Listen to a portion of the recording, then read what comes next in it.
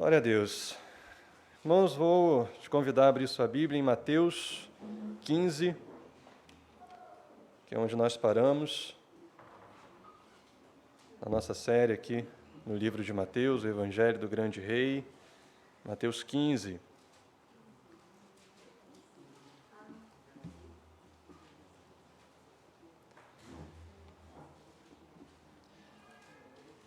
Irmão, talvez você já tenha visto algum vídeo, ou até mesmo na televisão, aqueles programas de apresentação de talentos, onde as pessoas vão para apresentar ali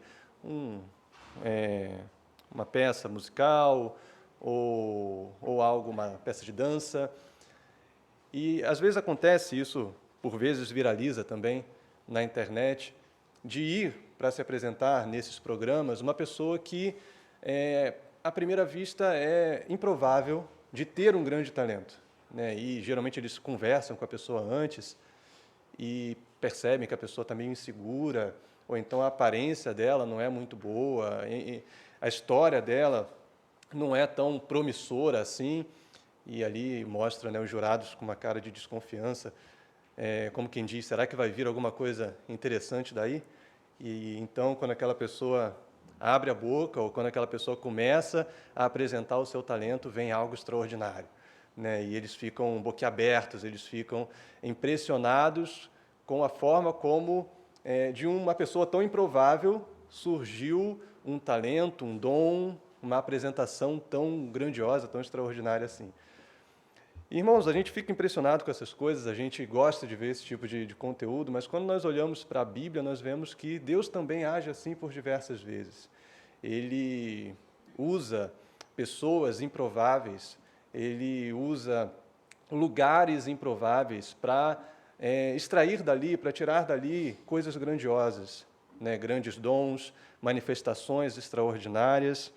E isso nós vemos na Bíblia de ponta a ponta. O apóstolo Paulo fala sobre isso na sua carta aos Coríntios, né, quando ele vai dizer que Deus escolhe as coisas loucas desse mundo para envergonhar as sábias. Ele escolhe as coisas fracas para envergonhar as fortes, as desprezadas, as que não são, para transformar em nada, para reduzir a nada as que são, para que o nome de Deus seja glorificado e para que ninguém se glorie a si próprio na presença de Deus. Nosso texto de hoje traz um exemplo, assim, de um lugar improvável, de uma pessoa improvável, mas de onde Cristo tirou uma grande lição e onde nós vimos ali uma grande expressão de fé verdadeira. Então, eu quero te convidar a ler o nosso texto dessa manhã, em Mateus 15, é um texto bem curto, mas que traz bastante aprendizado, bastante lição para nós. Mateus 15, a partir do versículo 21, nós vamos ler apenas 8 versículos, até o versículo 28, que vai dizer assim, Mateus 15, 21. Saindo dali, Jesus foi para a região de Tiro e Sidom, e eis que uma mulher cananeia, que tinha vindo daqueles lados, clamava, Senhor, filho de Davi, tenha compaixão de mim. Minha filha está horrivelmente endemoniada. Jesus, porém, não lhe respondeu palavra. Então os seus discípulos, aproximando-se, disseram, mande-a embora, pois vem gritando atrás de nós. Mas Jesus respondeu, não fui enviado, senão as ovelhas perdidas da casa de Israel. Ela, porém, veio e o adorou, dizendo, Senhor, me ajude. Jesus respondeu, não é correto pegar o pão dos filhos e jogá-lo aos cachorrinhos. A mulher disse, é verdade, Senhor, pois os cachorrinhos comem das migalhas que caem da mesa dos seus donos. Então Jesus exclamou, mulher, que grande fé você tem, que seja feito como você quer. E desde aquele momento, a filha dela ficou curada. Amém. Até aqui, feche seus olhos, vamos pedir a direção de Deus para nós nessa manhã. Ó Pai, nós te agradecemos, te bendizemos pela leitura da Tua palavra. Te agradecemos, ó Deus, porque desde já o Senhor está falando conosco, porque nós sabemos que, por meio da Tua palavra, o Senhor pode, ó Deus, nos transformar, o Senhor pode nos ensinar, nos exortar, nos corrigir, nos consolar. Assim nós pedimos, ó Deus, que o Senhor faça nessa manhã, Que o Senhor fale aos nossos corações, que nós, ó Pai, tenhamos os nossos ouvidos abertos para ouvir a Tua voz, que nenhuma distração, que nenhuma preocupação nos atrapalhe nesse dia, nesse momento, mas que o nosso coração esteja de fato voltado para Ti, desejoso, ó Deus, de aprender da Tua palavra e que assim nós possamos aprender de Ti, para que a nossa vida glorifique o Teu nome, em nome de Jesus, Pai. Amém. Amém. Amém, irmãos. Então, nós temos visto até aqui, nas nossas últimas aulas, que Jesus está exercendo seu ministério na região da Galileia, ao norte do território de Israel. E nesse momento específico que nós estamos no nosso texto, Jesus está numa cidade chamada Genezaré. A gente viu que Jesus chega em Genezaré ali no capítulo 14, no versículo 34. Você vai ler que, estando já no outro lado do mar da Galileia, no caso, chegaram à terra de Genezaré. Então, Jesus está ali. Genezaré era uma cidade ao norte do mar da Galileia, noroeste do mar da Galileia. E nós vimos, algumas aulas antes, que naquele momento, quando Jesus chega em Genezaré, um grande movimento acontece, porque as pessoas ficam sabendo que Jesus está ali, são informadas da presença de Jesus, então começam a levar doentes para que Jesus cure. A gente vê também no versículo 35 e 36, aí do capítulo 14. As pessoas começam a levar enfermos e pediam para que pudessem somente tocar na borda da veste de Jesus, para que aquelas pessoas fossem curadas. Então, ali começa um grande movimento, um novo movimento de cura dos diversos movimentos milagrosos que Mateus retrata aqui no seu Evangelho, especialmente no ministério de Cristo, ali nos arredores do Mar da Galileia, na região da Galileia. E aqui a gente observa esse movimento acontecendo. O que acontece em seguida é algo interessante, porque nós vimos na semana passada que alguns fariseus vêm para questionar Jesus. E o texto, no capítulo 15, começa dizendo que esses fariseus e escribas, eles vêm de Jerusalém. E é até curioso, o esforço que eles fazem só para fazer um questionamento a Jesus. O texto no capítulo 15 vai dizer: então alguns fariseus e escribas vieram de Jerusalém até Jesus e perguntaram: por que os seus discípulos transgridem a tradição dos anciãos, pois não lavam as mãos quando comem? Olha que curioso, eles fazem uma viagem enorme para perguntar isso para Jesus. Por que seus discípulos não estão seguindo a tradição, não lavam a mão quando comem? Aquela viagem levava dias para fazer essa pergunta. Os fariseus, eles queriam, a todo custo, de alguma maneira, encurralar Jesus em algum argumento, deixar Jesus sem resposta, para talvez descredibilizar Jesus diante do povo, para que as pessoas não acreditassem mais nele ou achassem que ele não era, de fato, alguém digno de confiança, um mestre tão sábio. Então, eles fazem essa grande viagem, questionam a Jesus, mas o que nós vimos na semana passada é que Jesus deu uma excelente resposta para eles, e, na verdade, não só deu uma resposta, como expôs o coração daqueles homens. E mostrou, Mateus vai mostrar para nós, vai dizer para nós, mostrou pelo menos duas coisas. Primeiro, Jesus, ele fala que aqueles fariseus, aquelas pessoas, usavam das tradições, as tradições dos anciãos, para se opor à vontade de Deus.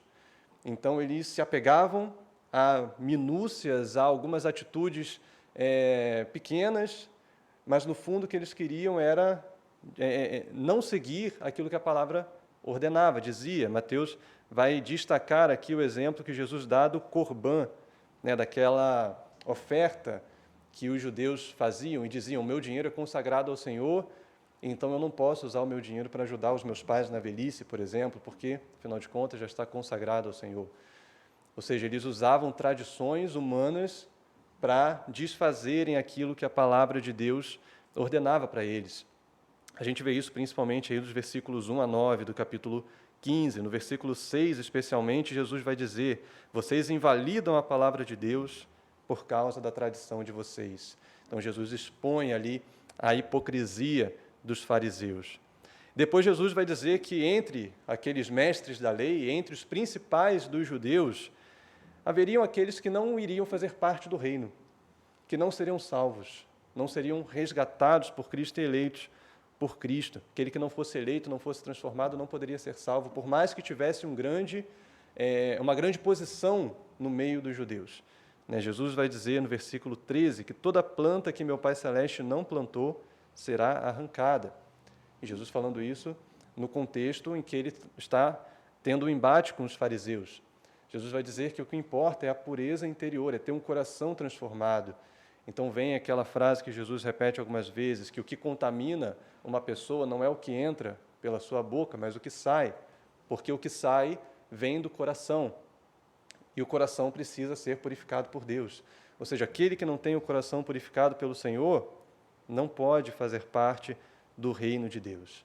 Ou seja, durante todo o começo aqui do capítulo 15, a gente vê esses personagens em destaque, os fariseus tendo embate com Cristo, debatendo com Cristo. Mas daqui para frente, os nossos personagens que contracenam com Cristo mudam radicalmente.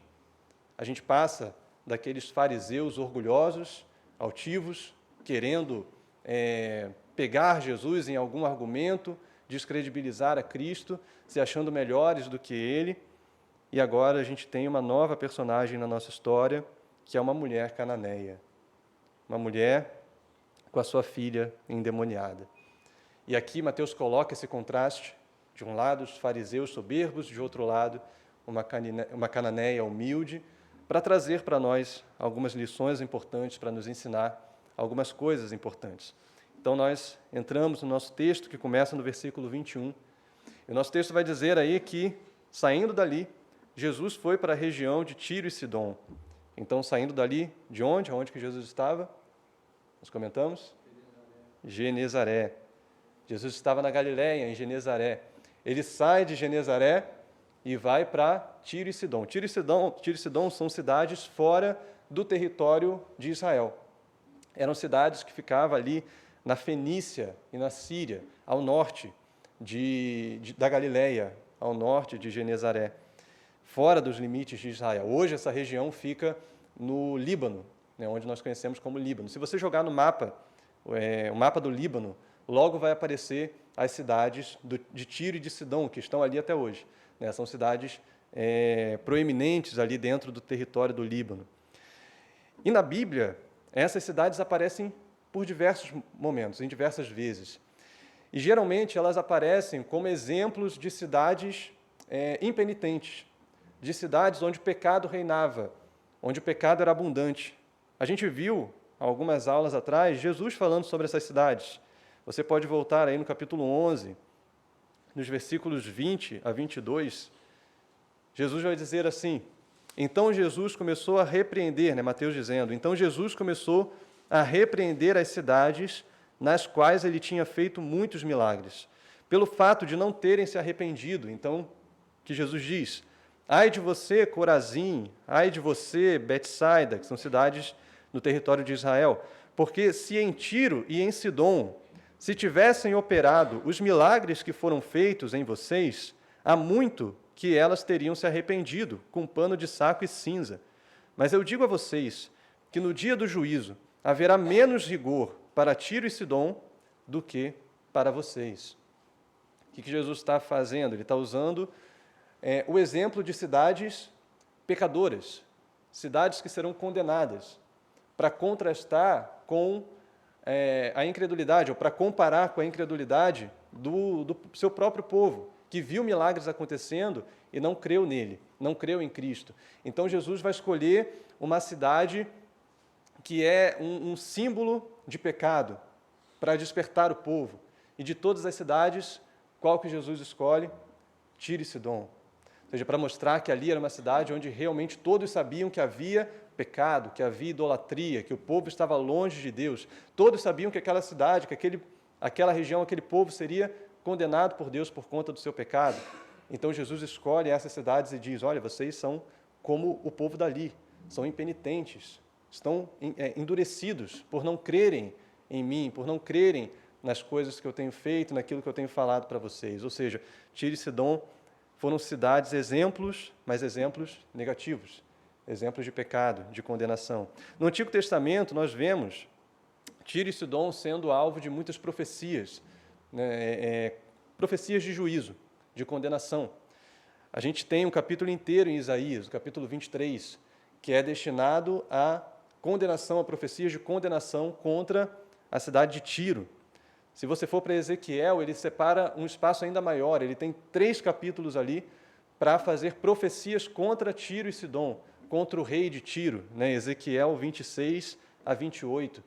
Se você for para Zacarias 9, de 1 a 8, nós temos ali mais profecias contra Tiro e Sidom, acusando os pecados daquela cidade. E o que essas profecias apontam, em geral? Apontam a idolatria daquele povo, porque naquela cidade existiam muitos deuses falsos, muitos deuses pagãos, mas especialmente era muito forte ali o culto a Baal, especialmente no tempo do Antigo Testamento, e os profetas também acusavam a soberba materialista daquele povo, principalmente de Tiro, que era uma cidade portuária, uma cidade rica e que colocava a sua segurança nas riquezas. Dizia que ninguém poderia desfazer o seu poder, porque, afinal de contas, era uma cidade muito poderosa. E Deus estava dizendo, através dos profetas, olha, Tiro e Sidom, não se apegue às suas riquezas, não ache que o seu poder pode livrar você, porque o juízo de Deus virá sobre você, o juízo de Deus virá contra os seus pecados. E, curiosamente, Jesus sai da Galileia e vai para aquela região, e vai para o meio daquelas cidades. O texto não diz para nós qual é o motivo da viagem de Jesus. O texto não diz se Jesus estava querendo se retirar por um tempo, não diz se Jesus estava querendo sair um pouco daquele movimento das pessoas que queriam fazê-lo rei, e ele sabia que ainda não havia chegado a hora. O texto não diz se Jesus estava se afastando da oposição dos fariseus e dos governantes daquela época. Mas quando nós vamos para o texto paralelo de Marcos, Marcos mostra para nós um detalhe. Ele diz que Jesus e os discípulos tentaram se ocultar, tentaram se esconder. Lá em Marcos 7, no versículo 24, ele vai dizer: Jesus saiu dali e foi para as terras de Tiro e Sidom, tendo entrado numa casa, não queria que ninguém soubesse onde ele estava. Então Jesus foi para ali e aparentemente ele não foi começar um novo movimento naquelas regiões de curas e milagres. Ele foi para dentro de uma casa com seus discípulos, se ocultar, se esconder. Ele foi se retirar por um tempo. Mas, irmãos, em tudo Deus tem um propósito. Em cada detalhe das nossas vidas, Deus tem um propósito. Até naqueles mais despretensiosos. E essa viagem de Jesus para Tiro e Sidom não foi em vão.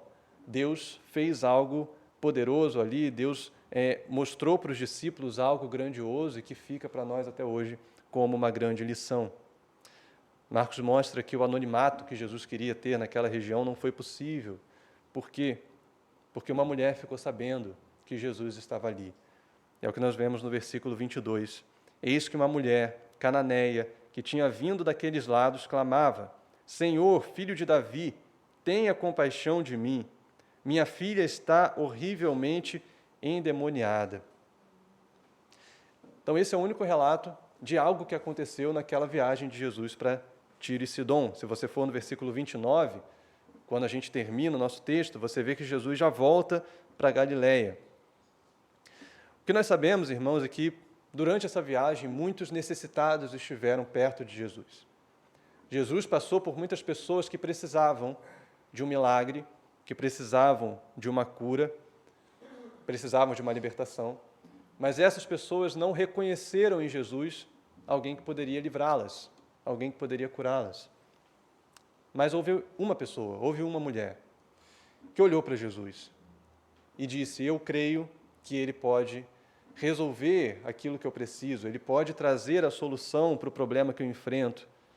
Em Marcos 7, diz que aquela mulher ouviu falar de Jesus, ouviu falar que Jesus estava ali na região, e a gente não sabe se ela já conhecia o ministério de Jesus antes, já sabia o que Jesus estava fazendo na Galileia. Pelo restante do texto, é possível que sim. Ou a gente não sabe se ela só soube a respeito de Jesus naquele momento. Alguém chegou e falou: olha, tem um homem aqui e ele faz isso, isso e isso. Então aquela mulher ficou sabendo quem Jesus era. Mas o texto diz que, independente dela saber antes ou naquele momento, ela vai até Jesus.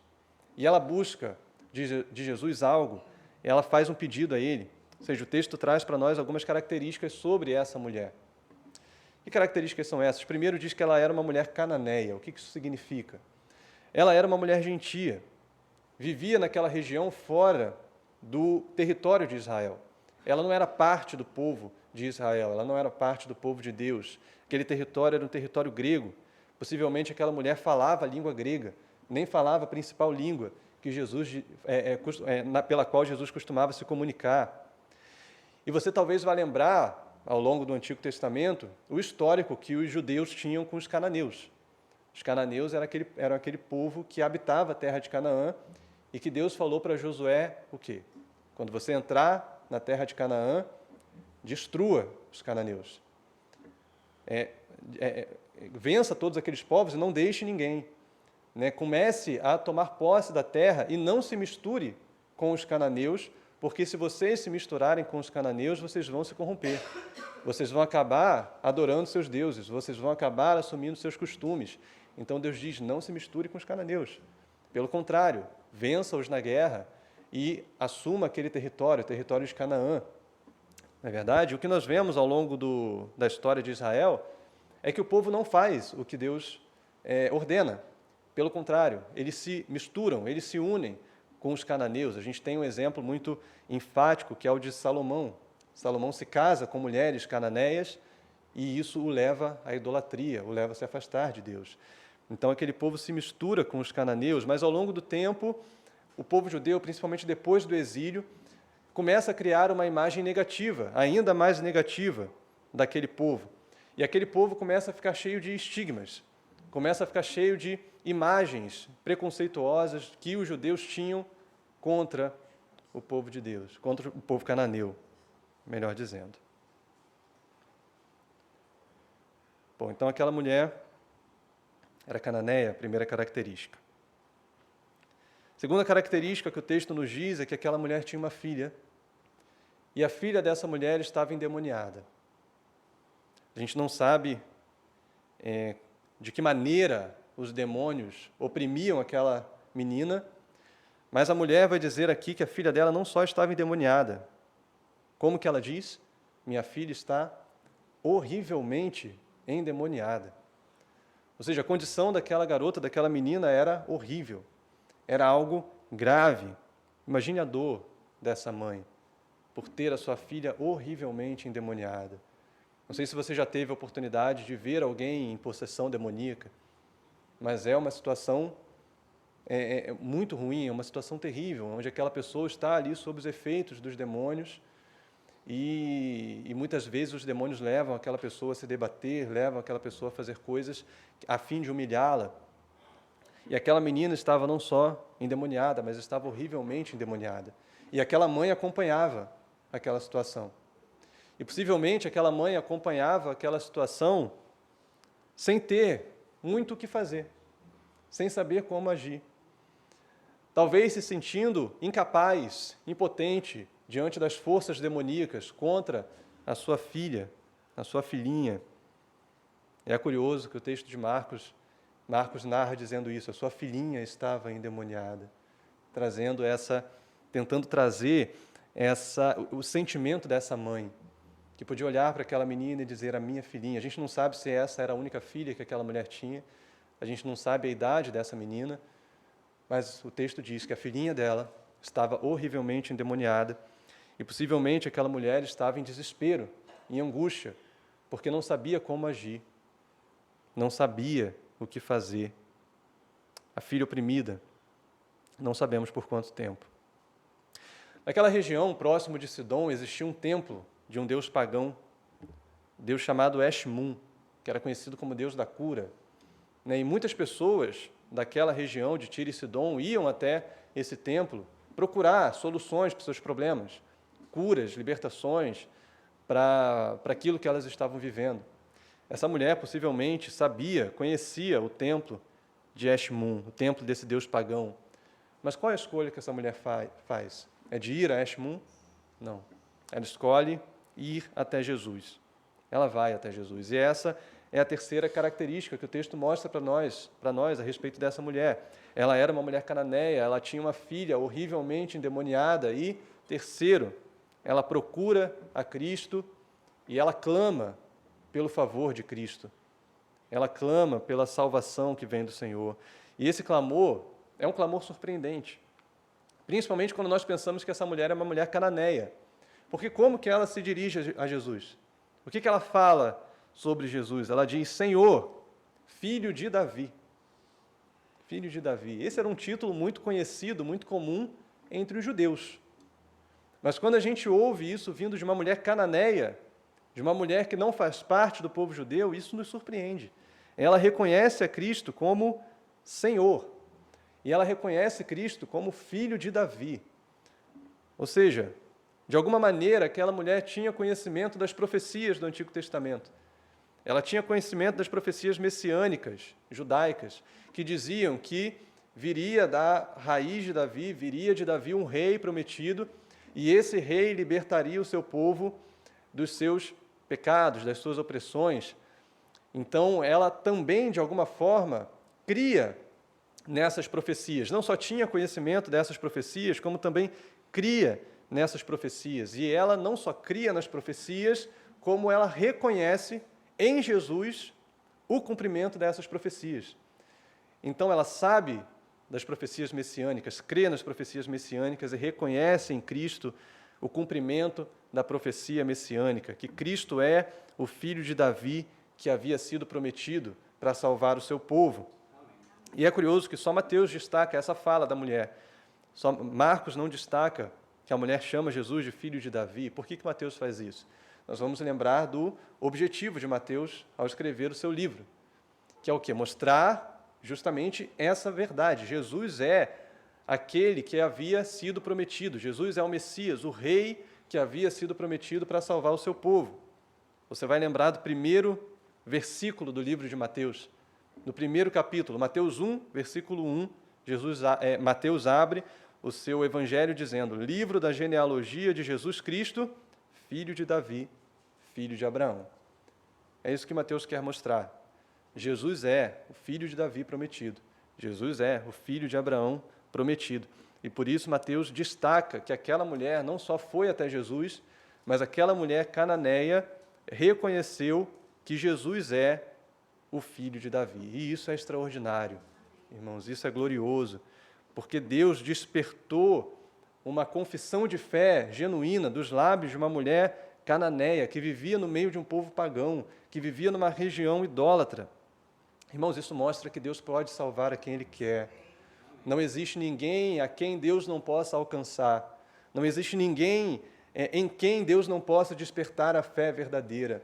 Mesmo vivendo naquela região pecadora, idólatra, aquela mulher reconhece que Cristo é o Messias. E aqui a gente tem um contraste com o versículo 13 do capítulo 15, porque o que acontece ali? Jesus mostra que aqueles mestres da lei, aqueles homens instruídos, que guiavam o povo na lei e nas tradições dos anciãos, Jesus vai mostrar que aqueles homens não tinham uma fé verdadeira. Eles não tinham uma fé genuína, humilde, uma fé que de fato reconhecia Cristo como Senhor. Aqueles homens instruídos. Mas aquela mulher com pouca instrução, aquela mulher que vivia no meio de um povo pagão, aquela mulher pôde ter a fé despertada em seu coração. Então não existe ninguém a quem Cristo não possa alcançar. Não existe ninguém. Alguém falou de Cristo para aquela mulher. Marcos diz isso. Aquela mulher ouviu falar que Jesus estava ali. Ouviu falar que Jesus estava operando naquele lugar. Então, irmãos, o que nós vemos, o que nós aprendemos aqui, é que nós não podemos duvidar do poder de Deus. Não podemos duvidar do poder de Deus em salvar alguém. Precisamos continuar pregando a palavra. Precisamos continuar orando por aquelas pessoas que nós conhecemos, que são próximas a nós e que talvez você possa pensar em algum momento, ou já tenha pensado em algum momento, que é muito difícil que aquela pessoa se volte para Cristo. É muito difícil que aquela pessoa se converta ao Senhor. Mas, irmão, não existe impossível para Deus. Não existe nada que Deus não possa fazer, não existe nenhuma pessoa que Deus não possa salvar. Mesmo que aquela pessoa esteja no meio da idolatria, mesmo que aquela pessoa esteja no meio de práticas pagãs, mesmo que aquela pessoa esteja totalmente longe do Senhor, não existe ninguém que o Senhor não possa salvar. Ninguém. Então continue orando, continue pregando, continue levando adiante o Evangelho, porque depende não do seu poder de convencimento, depende do poder do Senhor. E o poder do Senhor é grandioso, irmãos, para colocar a fé no coração de quem Ele quer. Essa mulher demonstra sua fé em Jesus. Ela reconhece a autoridade de Jesus, quando ela diz Senhor, e ela pede a Cristo que liberte a filha dela dos demônios. Ou seja, ela reconhece que Jesus é superior aos demônios, que Jesus é mais poderoso do que o poder das trevas. Jesus tem autoridade sobre o poder das trevas. Ele é quem tem poder sobre os demônios. E essa mulher reconhece não só a autoridade de Jesus, como ela reconhece também a compaixão de Jesus. Não é assim que ela termina o seu pedido? Quando ela diz, ou melhor, ela termina, não, ela coloca ali no seu pedido, Senhor, filho de Davi, tenha compaixão de mim. Ela reconhece a Cristo como Senhor, mas ela reconhece a Cristo como Senhor compassivo. E por diversas vezes no Evangelho de Mateus nós também estamos vendo isso. Como que Mateus destaca que Cristo é cheio de autoridade. Ele é rei de fato, ele é Senhor de fato, ele tem poder de fato, mas ele não usa essa autoridade de modo cruel, porque ele também é compassivo, ele também é misericordioso, ele também é bondoso com aqueles que o buscam. Ela entende que o amor de Cristo pode alcançar e pode se derramar sobre qualquer pessoa. Autoridade e compaixão são duas ênfases que aparecem também aqui nesse texto. E nós temos aqui, então, irmãos, um relato comovente de uma mulher desesperada, clamando ao Messias por salvação, reconhecendo que o Messias possui poder, autoridade, reconhecendo que o Messias possui também misericórdia, possui compaixão. Nesse relato comovente, o que nós esperamos que venha agora como conclusão? Pense se você estivesse escrevendo esse texto. Talvez você já pulasse para a conclusão e dissesse, bom, aquela mulher chegou até Jesus, aquela mulher estava de fato necessitada, ela de fato precisava de um milagre, a filhinha dela estava horrivelmente endemoniada, Jesus tem poder para libertar, ele já tinha feito isso antes, Jesus é compassivo. Então, o que poderia vir agora para concluir a nossa história? Jesus opera um milagre. Jesus opera.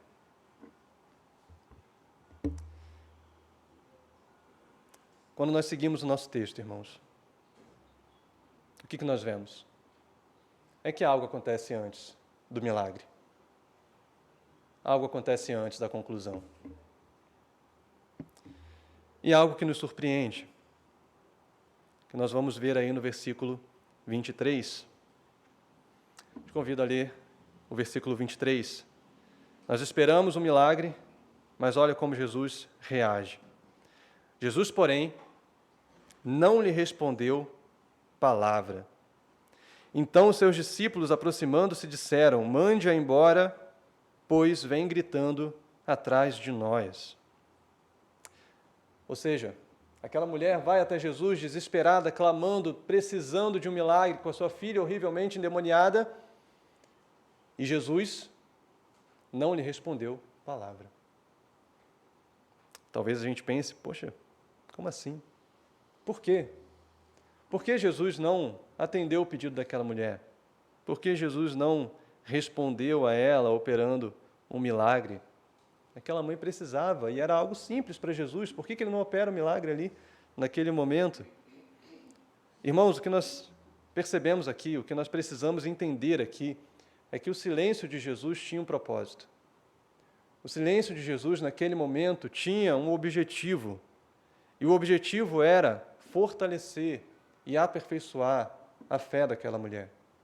O silêncio de Jesus tinha o objetivo de fazer com que a fé daquela mulher fosse ainda maior e fosse colocada à prova, além de trazer um ensinamento também para os seus discípulos, mostrar para os seus discípulos uma grande verdade. Irmãos, quantas vezes você e eu já passamos por situações assim, em que nós temos uma necessidade, nós clamamos a Deus, e o que nós temos, o que nós ouvimos, o que nós recebemos é o silêncio. É o silêncio.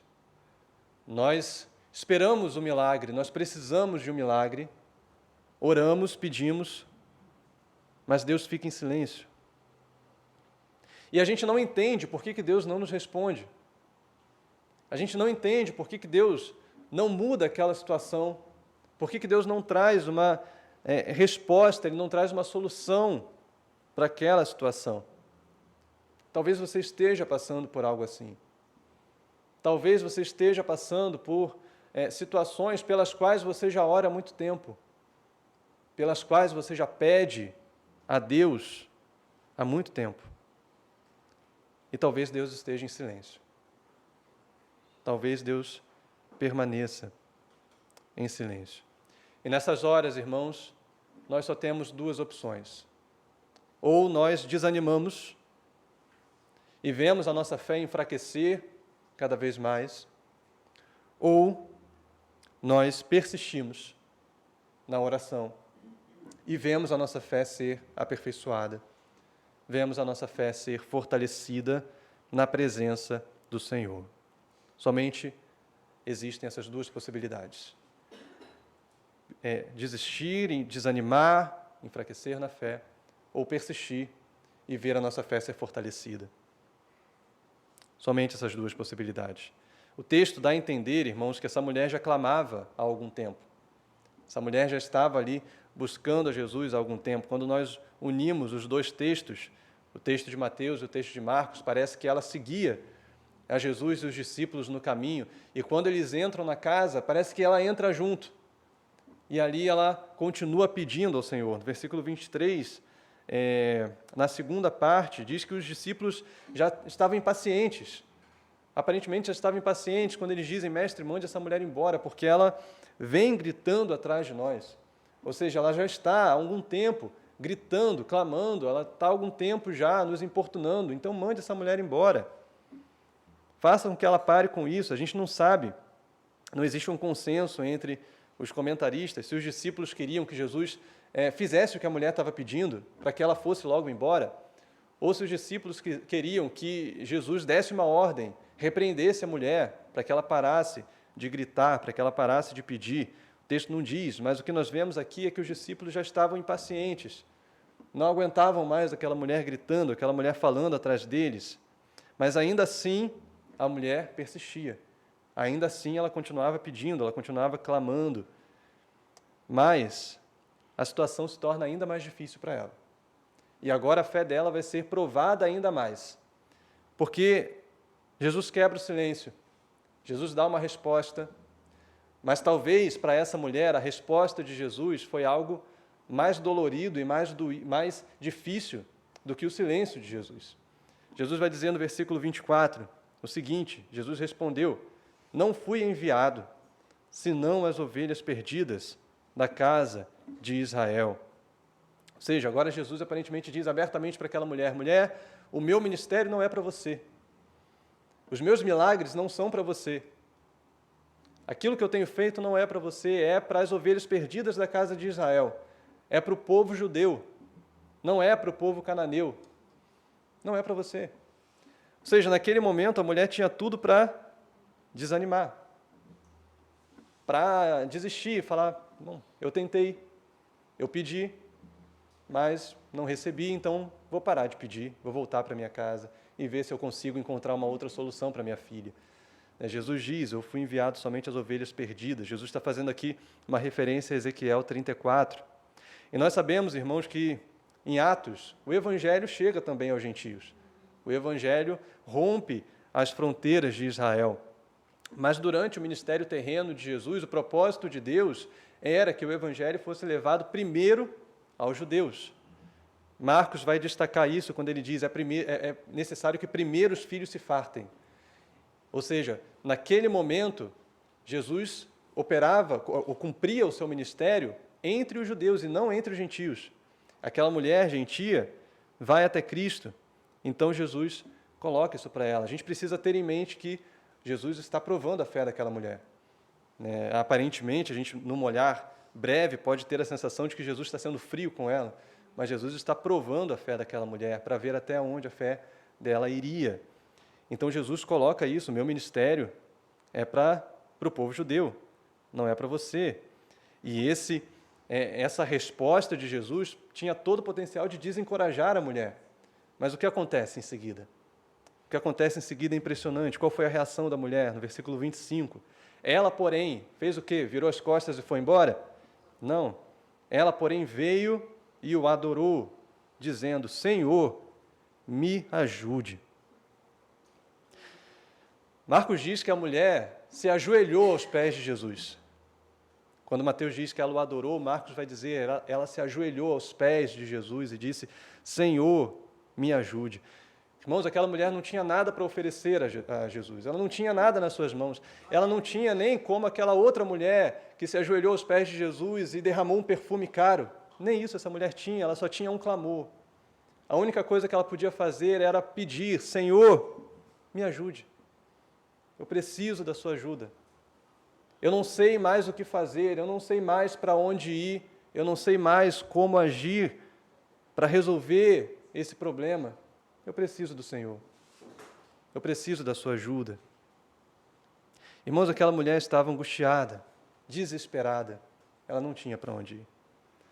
Em momentos de desespero, em momentos de dor, irmãos, nós só podemos, e sempre podemos, ir aos pés de Cristo. Nós sempre podemos nos voltar para o nosso Deus, adorá-lo e clamar: Senhor, me ajude. Senhor, eu preciso da sua intervenção, eu preciso que o Senhor opere na minha vida. Senhor, me ajude. Mesmo que nós não tenhamos nada a oferecer, mesmo que nós não tenhamos nada em nossas mãos para oferecer a Deus, nós sempre podemos nos prostrar aos pés dele e clamar: Senhor, me ajude. Senhor, eu preciso de Ti. Nós sempre podemos ir aos pés da cruz, aos pés de Cristo. E, na verdade, esse é o único lugar para onde nós podemos ir. É o único lugar onde nós vamos encontrar a salvação, onde nós vamos encontrar o socorro verdadeiro. É o único lugar onde nós vamos encontrar acolhida, segurança, somente aos pés de Cristo, somente aos pés da cruz. Não devemos buscar solução em nenhum outro lugar, irmãos. Sempre podemos e sempre devemos ir até Cristo, como fez essa mulher, que se ajoelhou aos pés de Jesus. Nesse ponto a gente pode pensar: bom, agora Jesus vai, se comover, Jesus vai falar: essa mulher realmente se ajoelhou aqui aos meus pés, ela realmente precisa, olha como que ela está angustiada, eu vou fazer o que ela está pedindo. Essa seria a reação natural que a gente esperaria que continuasse aqui, da forma como a gente esperaria que continuasse a história. Mas, na verdade, o que Jesus faz é falar para essa mulher uma coisa ainda mais desanimadora, provar ainda mais a fé dela.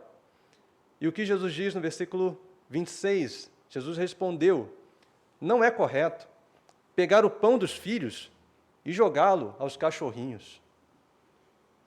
Agora a mulher vai embora, agora não tem como, agora ela vira as costas e não. Eu não quero mais. Agora deu, vou embora. Irmãos, essa mulher tinha tudo para desanimar. Ela tinha tudo para desistir. Tinha tudo para virar as costas. Os judeus, eles, como a gente falou no começo, eles viam os filhos, eles se viam, na verdade, como filhos de Deus. Os únicos escolhidos por Deus, o povo escolhido por Deus, como de fato era. E eles se reconheciam como os filhos legítimos do Senhor. Mas, ao mesmo tempo que eles se reconheciam como filhos de Deus, isso aparentemente trazia para eles uma certa altivez, uma certa soberba, porque eles tratavam os outros povos com muito desprezo.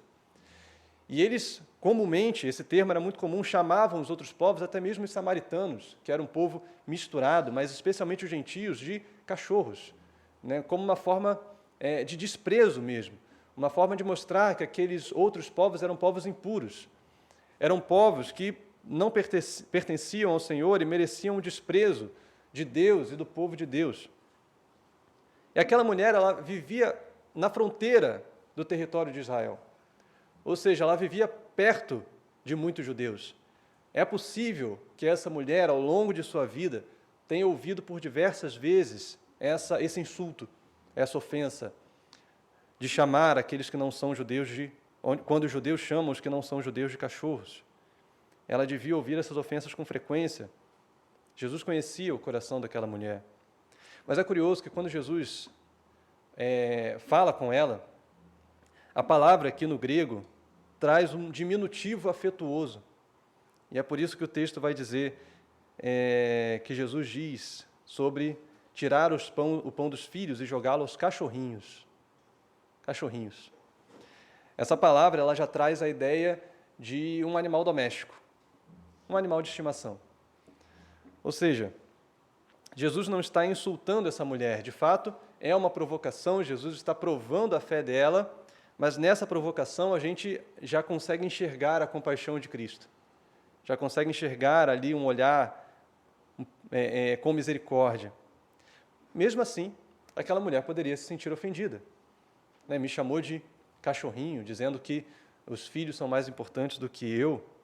Ela podia se sentir ofendida, desistir, desanimar, ir embora, como muitas vezes nós também fazemos.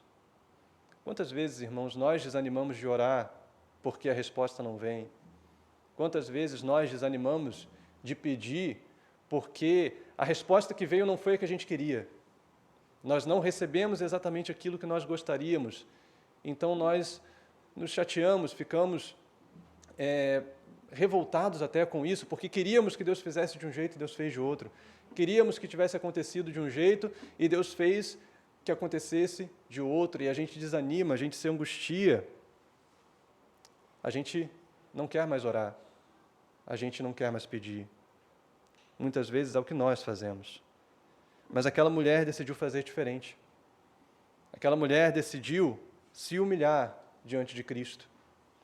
Ela decidiu ainda persistir nos seus pedidos, continuar clamando ao Senhor. Irmãos, ela não sabia quando a resposta viria. Ela não sabia se a resposta que ela queria viria, mas ainda assim ela continuou clamando, ainda assim ela continuou pedindo, ainda assim ela persistiu. E é quando nós chegamos no versículo 27, olha a resposta dessa mulher. A mulher disse: é verdade, Senhor, pois os cachorrinhos comem das migalhas que caem da mesa dos seus donos. Ou seja, a resposta dessa mulher mostra que ela não se importou em se humilhar diante de Cristo. Ela não estava ali preocupada com a sua imagem, com o seu orgulho. Ela não estava preocupada com o tratamento que ela estava recebendo, com seus direitos. Ela não estava ali dizendo: não, eu não mereço ser tratada desse jeito, não quero mais conversar com o Senhor, eu vou embora. Não. Ela não se prendeu ao seu orgulho, pelo contrário. Aquela mulher clamou, ela continuou clamando, humildemente, pelo favor do Senhor. Irmãos, o texto, a resposta dessa mulher, vai mostrar que ela sabia que uma simples migalha do poder de Cristo era suficiente para resolver o problema dela. Uma simples amostra, só uma parte, só um pouco do poder de Cristo era suficiente. Aquela mulher diz: Senhor, eu só quero um pouquinho de tudo isso que o Senhor está fazendo. Eu só quero um pouco de todos esses milagres e de toda essa manifestação do seu poder, e eu sei que só um pouco do seu poder pode libertar a minha filha. Só um pouco do seu poder pode transformar a vida da minha filha que está horrivelmente endemoniada. Ela continuou clamando, sem se preocupar com a humilhação, sem se preocupar com a sua imagem, ela continuou pedindo ao Senhor. E naquele ponto, a provação, então, cumpriu o seu propósito. O objetivo de Cristo, o propósito de Cristo foi cumprido ali. E o que nós vemos é que naquele momento a mulher foi atendida. Naquele momento a resposta vem até ela. E no versículo 28, mostra que então Jesus exclamou o seguinte: mulher, que grande fé você tem, que seja feito como você quer. E desde aquele momento, a filha dela ficou curada. Glória a Deus. Glória a Deus. Então, como nós falamos, em todo esse processo, aquela mulher não sabia se a resposta viria. Aquela mulher não sabia quando a cura viria, não sabia se a cura viria, mas ainda assim ela clamou, ainda assim ela pediu. Na verdade, as circunstâncias eram todas contrárias ao que ela estava pedindo. Primeiro, o silêncio de Jesus. Depois, Jesus diz que o seu ministério não era destinado a ela. Depois, Jesus diz que ela era como um cachorrinho e o pão dos filhos não poderia ser entregue a ela. Mas ainda assim ela persiste. Ainda assim ela clama. Ainda assim ela continua pedindo ao Senhor. E no momento em que aquela prova cumpre o seu propósito, a resposta vem. No momento em que Jesus cumpre o seu querer, o seu objetivo em todo aquele processo, em todas aquelas falas, em tudo aquilo que ele estava fazendo, a resposta vem, a cura vem.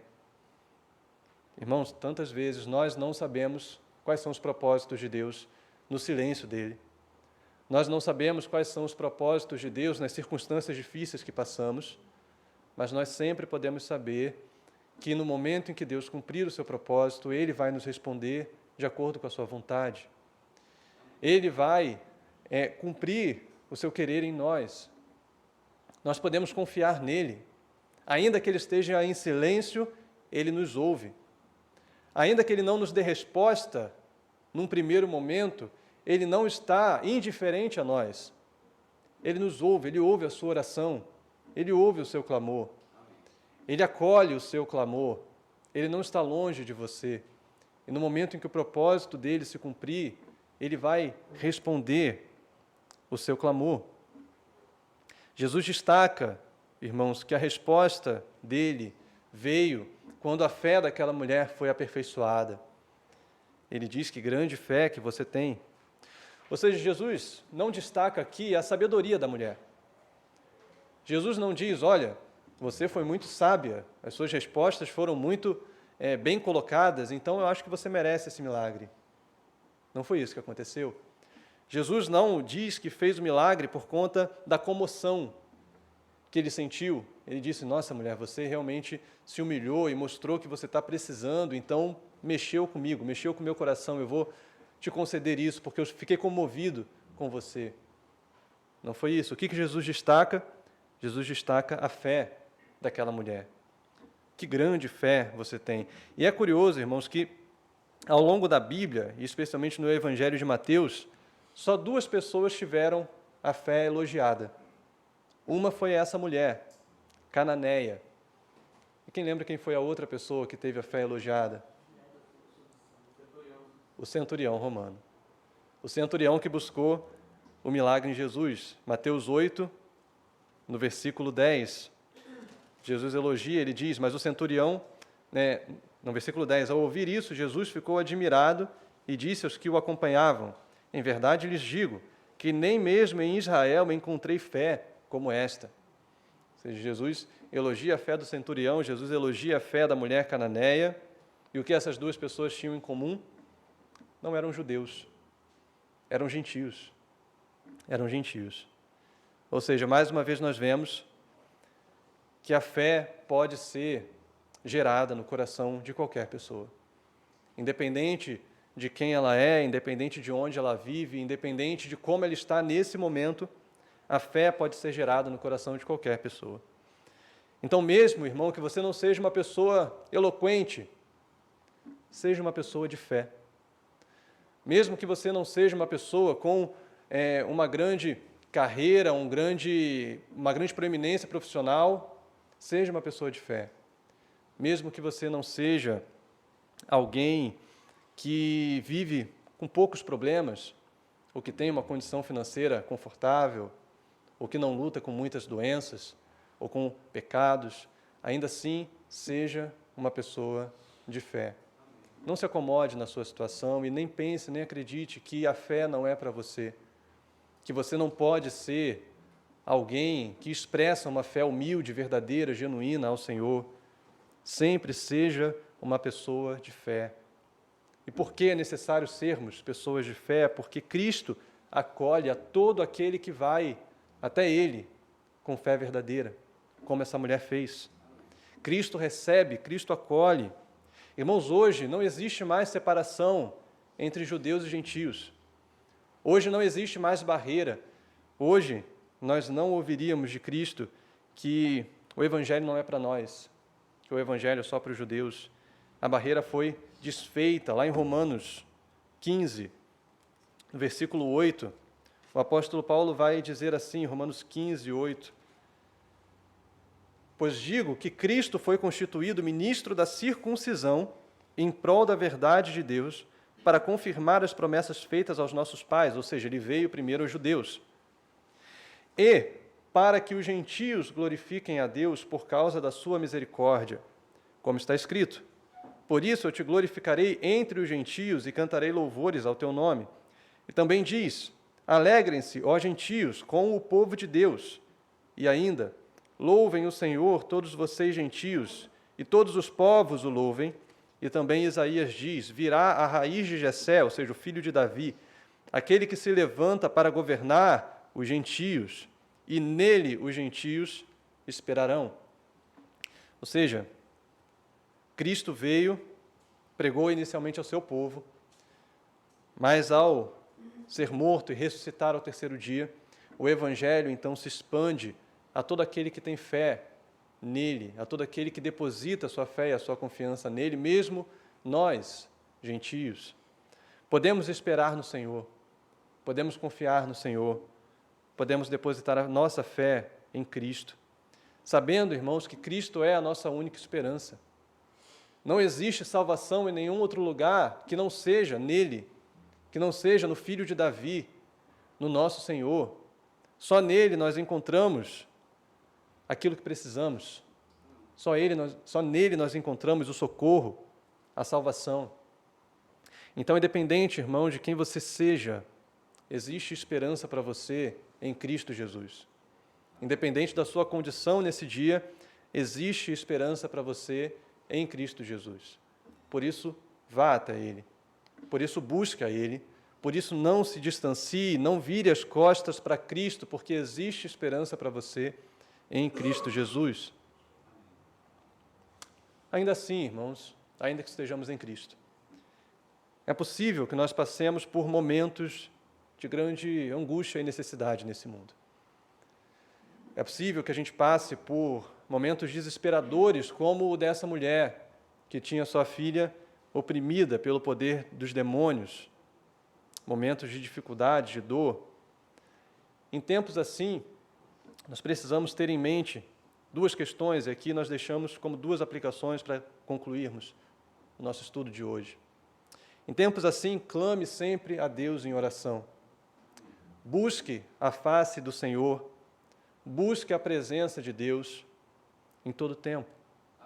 Irmãos, nós temos uma tendência de querer buscar respostas em diversos lugares. Nós temos uma tendência de, quando nos deparamos com um problema, querermos ir até meios humanos, buscar meios humanos para resolver o nosso problema. Nós procuramos respostas na nossa própria sabedoria. Nós procuramos respostas nos nossos recursos materiais, nos nossos recursos financeiros, nos meios humanos, em diversas outras coisas que não em Cristo. Mas nós sabemos pela palavra que em Cristo existe poder para nos dar a resposta que nós precisamos e para trazer o socorro, o refrigério, o alívio, a solução que nós precisamos quando passamos por dificuldades. Nós sabemos pela palavra que Deus é aquele que cuida de nós, que Deus é aquele que expressa a nós a sua compaixão, a sua misericórdia. Por isso, meu irmão, quando você passar por um tempo de dificuldade, não fique correndo de um lado para o outro, buscando respostas em diversos lugares, em meios humanos. Corra para a cruz, corra para Cristo, busque a presença de Deus, porque existe resposta, existe salvação na presença de Deus. Existe compaixão nas mãos do Senhor para todos aqueles que vão até Ele com o coração quebrantado, com o coração contrito, com fé verdadeira. Então vá até Cristo em oração. Mas ainda assim é possível que você não receba a sua resposta no tempo, no momento que você gostaria, e então nós temos uma segunda aplicação, que é: persevere sempre na adversidade. Ou seja, vá a Cristo em oração, mas também persevere em oração na presença de Deus. Talvez a resposta não venha no tempo que você quer, talvez a resposta não venha do jeito que você quer, mas persevere. Nunca desista de orar, nunca deixe de clamar a Deus, nunca deixe de ver no Senhor a sua salvação, a sua esperança, o seu socorro. Irmãos, nós nem sempre vamos compreender os propósitos de Deus nas coisas que vivemos e passamos, mas nós sabemos que em tudo Deus tem um propósito, em tudo Deus cumpre o seu propósito. E o que Ele espera de nós é essa fé, a esperança, a confiança no poder dEle, a esperança de que Ele é capaz, Ele pode fazer aquilo que nós pedimos, Ele pode fazer muito mais do que nós pedimos, de acordo com o seu querer e com o seu poder. Basta uma palavra do Senhor, basta uma migalha do seu poder, como nós vimos aqui no texto. Basta uma simples palavra para que a salvação venha a nós, para que a resposta venha a nós, para que nós encontremos nas mãos do Senhor aquilo que nós precisamos, a resposta que nós precisamos.